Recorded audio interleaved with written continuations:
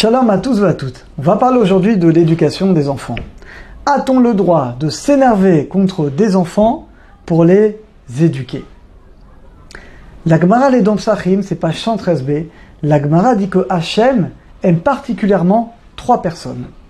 Alors d'abord, première personne, celui qui boit de l'alcool avec modération et qui ne va pas arriver à se saouler, parce que bien entendu, il risquerait d'avoir un comportement qui ne serait pas bien.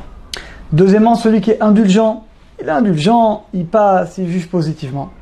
Troisième personne, celui qui fait attention de ne pas se mettre en colère. Alors le Ben Ishra, il dit dans Ben Yohada, il dit, je comprends pas, c'est évident, c'est très grave de se mettre en colère. La Gemara dit que celui qui se met en colère, c'est comme s'il faisait idolâtrie, c'est ramené dans le Rambam.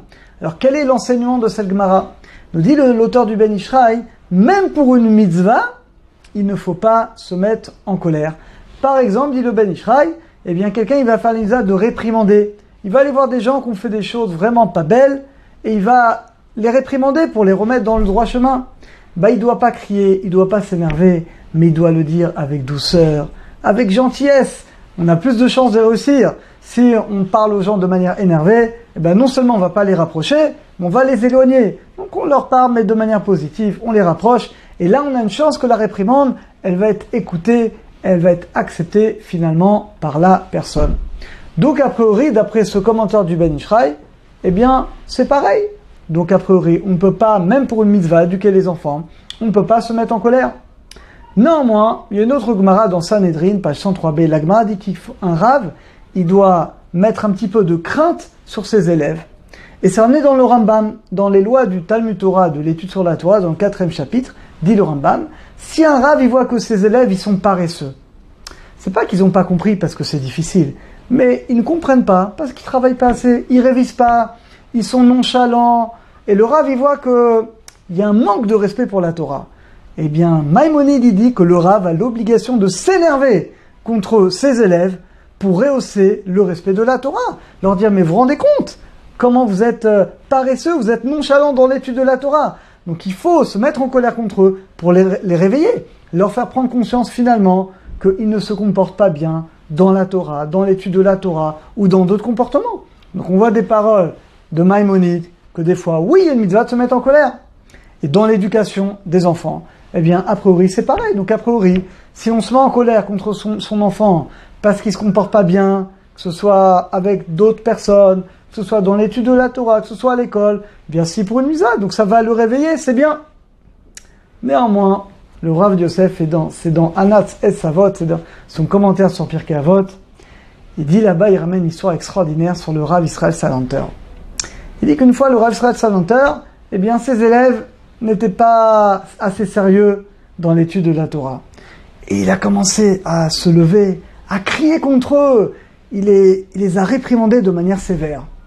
Mais il s'arrêtait toutes les 30 secondes et il balbutiait quelques mots sur le mur, face au mur, et il revenait et il éclatait ses élèves. Ça, ils se sont dit, mais qu'est-ce qu'il fait? Alors il y a un élève qui a tendu l'oreille et il a entendu ce que le Rav Israël Salanter il disait. Qu'est-ce qu'il disait? Il disait, Israël, tu dois les réprimander que de manière extérieure, mais dans ton cœur, tu ne dois pas être énervé. Parce que celui qui s'énerve est comme un idolâtre. Il disait ça, il s'énervait contre eux. Il disait ça à voix basse et il s'énervait contre eux. Il dit le Rav Yosef, on apprend de cette histoire, c'est comme ça qu'on doit se conduire. C'est très difficile. C'est-à-dire qu'on doit être capable de montrer une apparence où on est énervé pour que l'enfant ou l'élève comprenne qu'il a mal agi, qu'il se ressaisisse. Mais à l'intérieur de nous, on ne doit pas être énervé. C'est très très dur. Mais si on est vraiment énervé, eh bien la réprimande ne passera pas. Parce que l'enfant ou l'élève va sentir que c'est pas l'ishma, c'est pas vraiment pour la personne, et donc finalement ça ne passera pas. Donc la conclusion, on peut faire semblant, on doit dans ce cas-là faire semblant extérieurement d'être énervé contre notre enfant pour l'éduquer, contre un élève s'il n'étudie pas comme il faut, pour le réveiller un petit peu.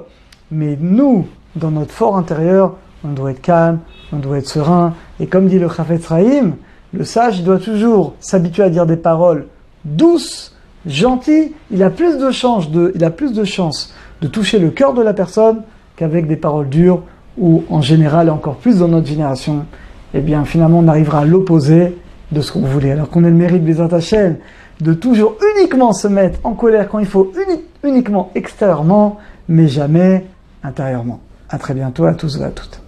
Organiser un cours avec un Rav de Torah Box, avec le service Torah Box chez vous, c'est enfin possible. Paris, Lyon, Tel Aviv, Madrid, Bruxelles, Montréal, Casablanca. Torah Box vient à votre rencontre. Organisez un cours gratuitement, chez vous, entre amis, au travail ou dans votre communauté. Dans une ambiance chaleureuse, un Rav de Torah Box donnera une conférence et répondra à toutes vos questions. Réservez rapidement sur notre site, par email ou par téléphone.